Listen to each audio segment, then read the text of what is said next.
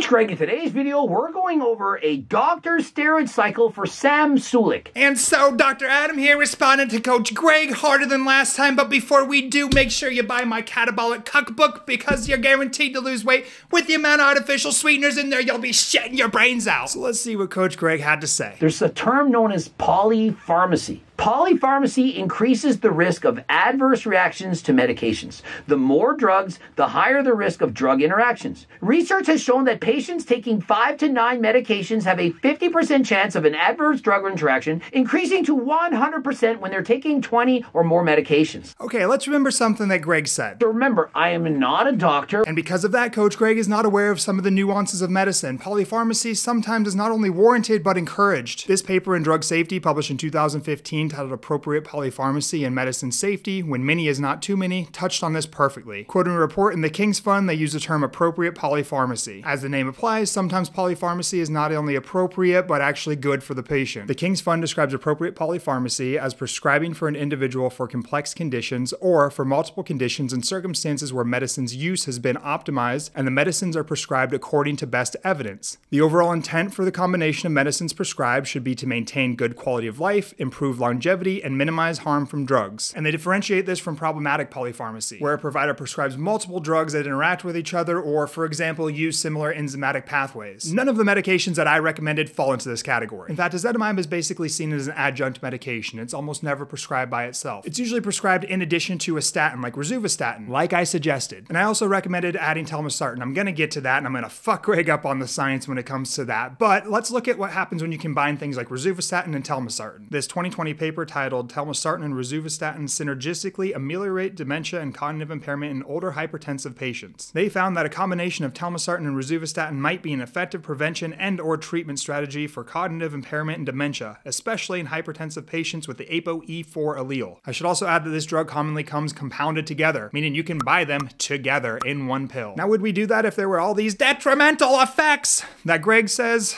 I don't think so. So again, to quote the Drug Safety paper, it is now recognized that the prescribing of many medications can be entirely appropriate in patients with several chronic conditions, and that the risk of adverse drug events that have been associated with polypharmacy may be greatly reduced when patients' clinical context is taken into consideration. Taking into account the clinical context here is exactly what I was doing. For example, you could add in Equipoise, Deca, you could add in Mastro and Primo, and you stack them all together, oftentimes with an oral. That will allow you to build the biggest base. Some are more anabolic, others are more androgenic. And we get some mixed messaging here. Should we not take a ton of drugs, or should we? Because he just told us that we should take testosterone, Primo, Mastron, EQ, and some orals. That sounds like polypharmacy to me. Why don't we just reduce or not take it in the first place? Wait, actually now you shouldn't take any drugs at all. And duh, that's what I should title this entire video. Duh. Greg, I know, no one should take steroids. No fucking shit. But tell that to people who want to become bodybuilders. You're never going to become a professional IFBB bodybuilder if you don't take drugs. It just is what it is. Yes, okay, no one should take drugs, but you know what? No one should take a hit to the head either. Let's tell an aspiring football player, never tackle anyone. That's just not realistic. Without drugs, there is not professional bodybuilding at the level that it is today. Just like without tackling and taking some head trauma, there isn't football. Let's just accept that fact and accept that people are going to take drugs. No, it's never safe to take drugs. Never. It's never safe. But we can take steps to make it a little bit safer. Not safe,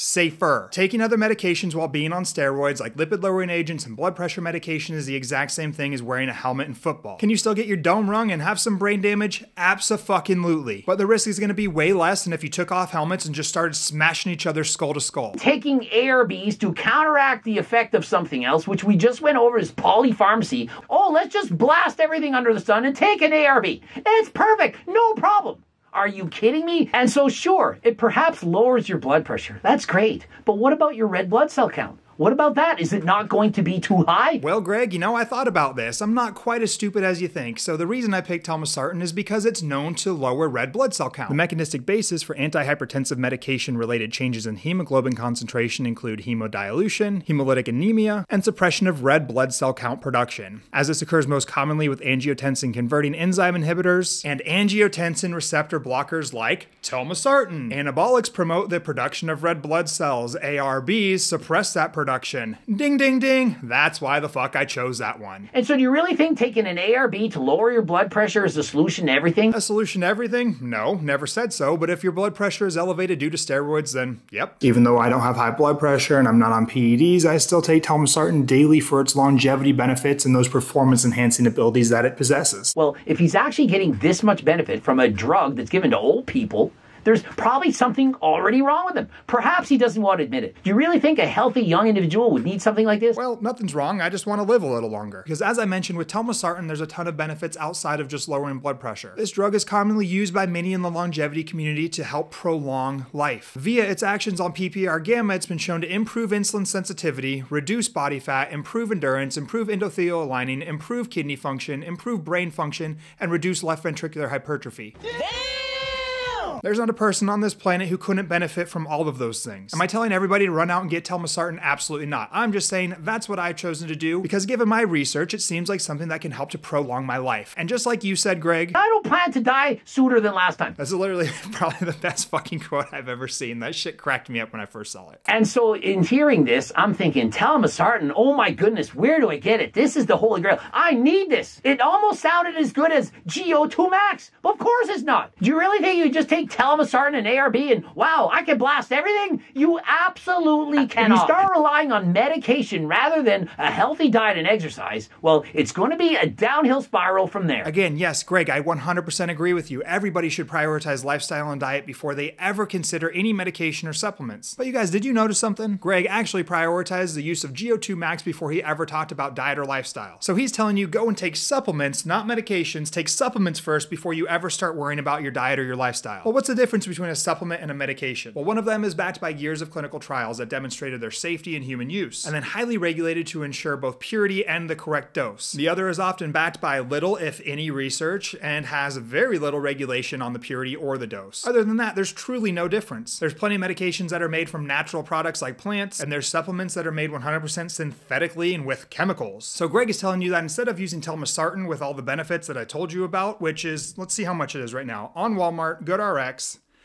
$7. It's $7 to get telmisartan right now. Again, for all those benefits, but he's telling you no, go out and buy GO2 Max, an unregulated supplement that's gonna cost you 60 bucks. But hey, I'm the one in the wrong here. Or you could take something different. Wait, just take another drug? What the fuck? The mixed messaging here is insane. I feel like I'm in a fight with my girl. Like, you know when you've proved her wrong and she just starts saying crazy shit to get back at you? Don't just take testosterone, take a lot of drugs, but don't take a lot of drugs that's bad. Lower your blood pressure, but don't lower your blood pressure that way because your drug's not good. Take this drug, but don't take many drugs. And that's when you just have to say, okay, baby, you're right. If you need to take a statin, you're taking too many drugs, you need to reevaluate your life. What about people who have familial hypercholesterolemia? Don't take a statin, just reevaluate your life and that will somehow magically recode your DNA. Or better yet, buy my cookbook and somehow that'll fix all of your problems with lipids. Yet again, this is another duh moment. Ideally, no one would need any medication at all, but sometimes they're warranted. One of those times if you have genetically elevated cholesterol. Another of those times is if you've decided that it's right for you to take anabolic steroids, which will cause some lipid skewing. And yes, Greg, again, we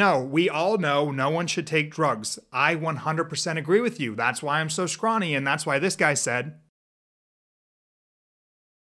I get it. At this point in my life, I have no interest in doing drugs anymore. But that's me. That's me and that's you, Greg. We've been there and we've done that. But there's other people that are doing stupid shit and they're going to continue to do stupid shit. And we can tell them that they're stupid, but you and I both know that that's not going to change a goddamn thing. Dude, Sam is about to have more followers than you and he started only a few months ago. This kid is absolutely fucking killing it doing whatever he's doing. You're where you're at now because you did stupid shit. Let's just put that out there. Greg, you're where you are because you did stupid shit. You grew a phenomenal physique using anabolic steroids, which gained you popularity. Let's be honest, no one would have cared about the Gilbert Gottfried dude screaming if he was scrawny and riding bikes. You used that stupid season of your life in order to monetize and grow this beautiful empire that you have now. The unfortunate thing is you didn't have people like me telling you how to do it a little bit safer. You didn't find out until the damage was likely already done. Sam has the advantage of people like myself and Derek and Steve and all of the other risk mitigation people out there telling him how he can get away with this somewhat safer. Again, we know it is not safe. Don't do drugs, everybody. Don't do drugs. They're not good. They're not good. Okay, we get it. But if you do decide to do them,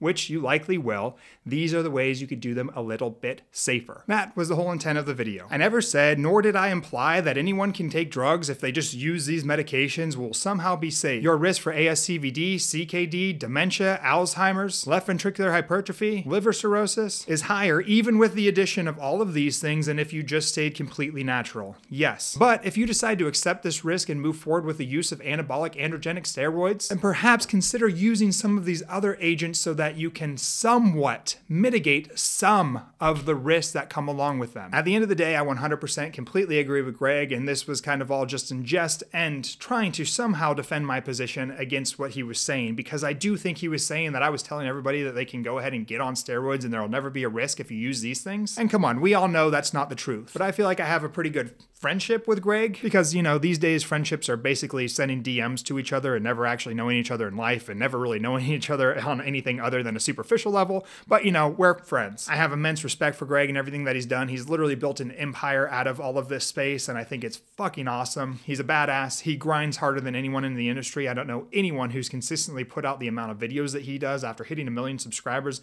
Usually people hit like 1 million or so and then kind of peter off. This dude's older than any other influencer out there and busting out like 3 videos a day, cycling like a goddamn madman, fit as fuck, still looks amazing, and building an empire of, you know, supplements and books and everything else. Hats off to Greg. He's one of the OGs in the space and he's a badass. When I saw this video, I was completely honored that he would even speak about me. So thank you, Greg, for including me on your channel. It's a lot of fun. I hope we can do a lot of collaborations in the future. And if I'm even half as fit as you when I'm your age, or half as successful as you when I'm your age, I will be very, very proud and happy with my life. You may be obnoxious as hell sometimes, but that's your brand and it's awesome. Keep doing your thing, man. And to all you viewers, keep being badasses. Listen to Greg. Don't do steroids, but if you do, come over here and listen to me. Hit subscribe or some shit so one day I could maybe be nearly half as cool as Greg. See you guys.